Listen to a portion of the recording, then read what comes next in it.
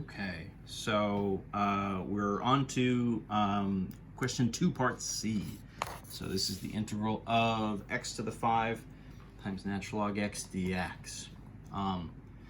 As always, right, again, right, in this sort of second one, these are all integration by parts types, right, type integrals. And this is an interesting one. We've kind of said that usually, right, something like x to the 5 would make a good u. The one kind of exception to that, as a go-to u, is if you have natural log. Partially because, right, natural log doesn't really have it doesn't have a very natural antiderivative. It does have one. I think we did it in one of the previous videos. You need to use integration by parts to find it. So, like, in theory, you could sort of do some stuff even using the natural log as your dv, but you're in this weird spiral where you're using integration by parts just to find your antiderivative to use an integration by parts, right? You're kind of going in circles. So let's just sort of stick to what's maybe a little bit more natural, which is use natural log x as your u, and then x to the 5 dx will be your dv. So as a u, right, if I let u equal natural log x, then my derivative, right, du dx would be 1 over x. So du would be 1 over x dx. dv, if I'm using this x to the 5 dx, so then that means my integral here, right, of dv is going to be the integral of x to the 5 dx. So that means v would just be my power rule here, right? My integration power rule. So x to the 6 over 6, right? 1/6 x to the 6. So let's sub this stuff in. So now I'm going to have, right, u times v. So that's natural log x is u times the v value, which is 1/6 x to the 6. Minus the integral, right, of v du. So v is, again, kind of 1/6 x to the 6. There's always that, right? V and v are kind of right next to each other. And then your du here is 1 over x dx. So all that's going to happen here, right, is the x to the 6 and the 1 over x are going to cancel and reduce each other. They're going to cancel and reduce down to an x to the 5. My u times v, I'm just going to sort of rearrange it so that it is a little bit more natural to kind of have the 1/6 x to the 6 in front. So I'm just going to flip the order there, but it's multiplication, so that's fine. This would be, I guess also we'll call this 1/6 in front. So x to the 6 over x, right, those would cancel, and it's really going to be x to the 5. So then as far as my final answer here, I'm just going 1/6 x to the 6 times the natural log x minus, so 1/6 times, and then I'm just running another power rule, right? So then this is going to be times another 1/6 x to the 6, right? So 5 and 1 is 6, divide by 6, plus big C. So this kind of final version. 1 over 6x to the 6 times natural log x minus 6 and 6, so 1 over 36 x to the 6 plus big C.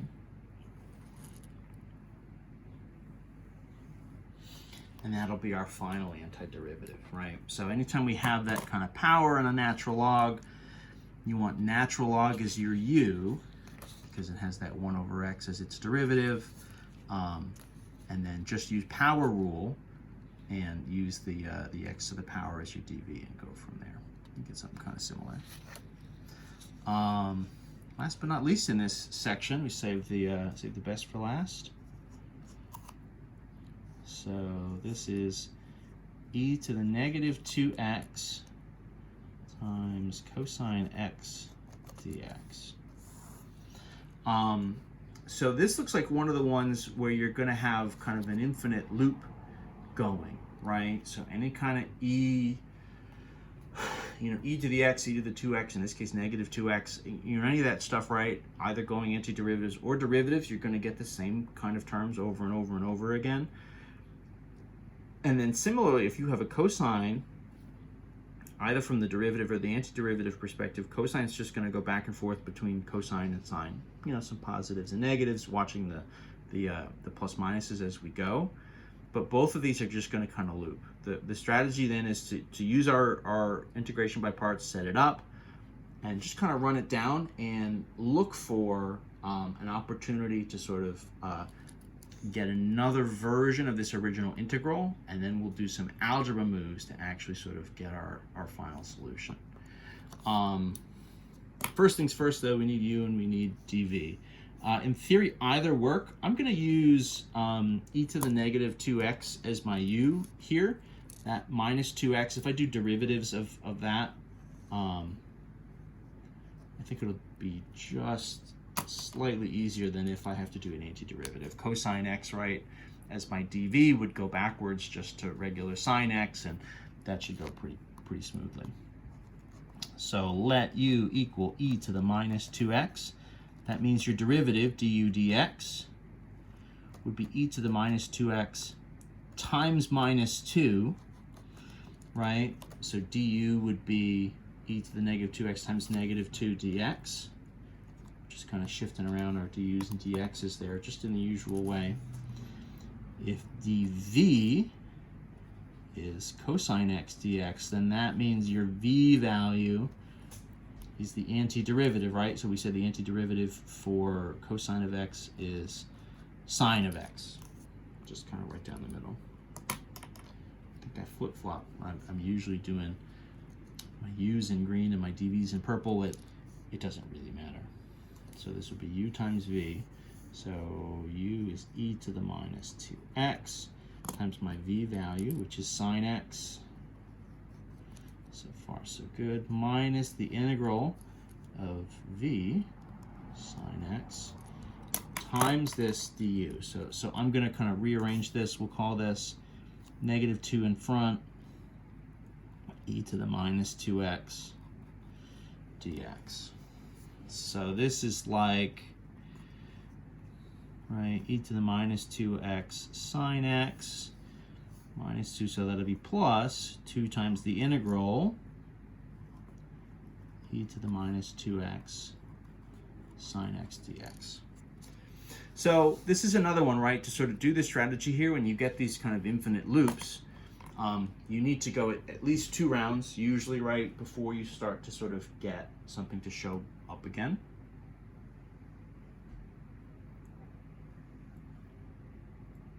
So we're going to have to do a second round of integrating by parts, but that's fine. I'll maybe keep the 2 out of here, and I'll just sort of work with the stuff on the inside. Very, very, very similar to what we did in the first instance. So let's kind of keep that going. Let's have e to the minus 2x is our u, and then we'll use sine x dx as our dv.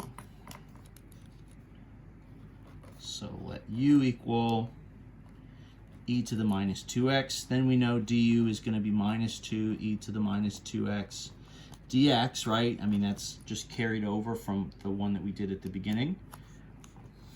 So that's going to match. Always make sure if you know, you do one of these and you have the same u showing up more than once, you do the same derivative. That's going to be good advice. My antiderivative, right, if dv is sine, the antiderivative there, my v value would be negative cosine x. So then I've got dv and I've got v. So this guy is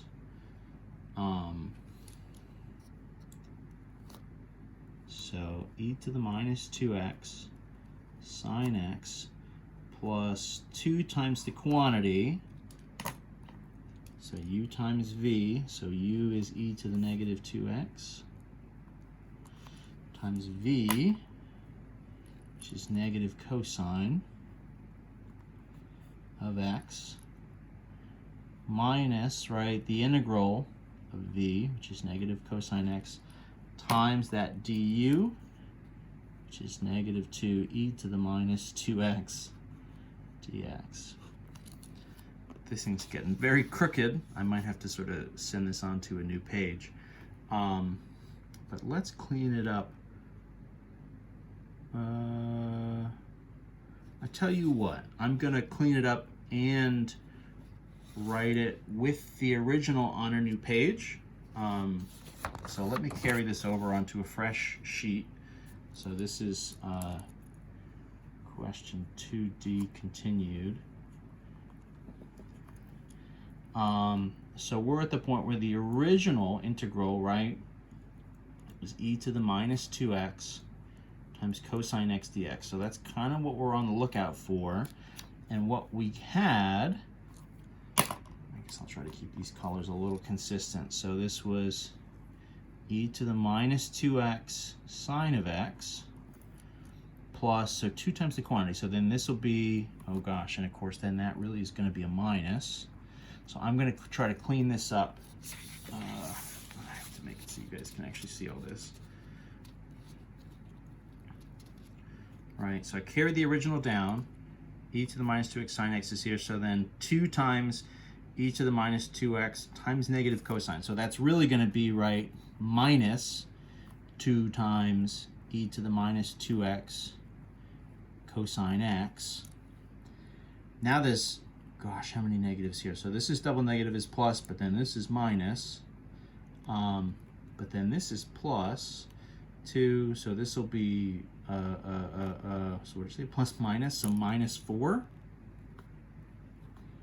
The integral of e to the minus 2x cosine x dx. Okay. So the whole shtick, right, is we kind of run this down and hope that what will happen is after a couple rounds, and that's what's happening here, we end up with sort of a new version of the original integral, right? So this is sort of this integral equals, you know, this term minus 4 times the original integral. So what I'm going to do is do 4 times the integral, and I'm going to add it to both sides. Right? So then this is really the integral plus 4 times the integral. That's 5 of them, right? 5 times this original integral e to the negative 2x cosine x dx. So then that's going to equal this term and this term. So e to the minus 2x, right? These sort of UV terms that I ended up with when I did my integration by parts. 2 times e to the minus 2x cosine x. You know, in theory, kind of plus big C on the end. You can kind of have the C at this stage, or you can kind of save it, right, till the very end. So if I have 5 times the integral equals this, how do I get 1 of the integral? Well, all I need to do then is just do a quick division by 5, right? So everything gets divided by 5. So then my final version here would be just essentially, you know, 1/5 in front of everything. E to the minus 2x times sine x. So minus 2/5 e to the minus 2x cosine x. And then obviously at that point you definitely need the big C once you've sort of reached the end. I always like those. I always think it's kind of fun. I like the idea that, you know, you're solving a calculus problem in the end essentially just via algebra more than anything else, right? So I think that's fun. It's kind of clever. It's a nice, like, sort of throwback. I like that. You know, you're taking in theory what's a fairly complex math, you know, calculus problem, and you're kind of using this older sort of throwback, just like a very plain algebra technique to solve it. So I think that's nice.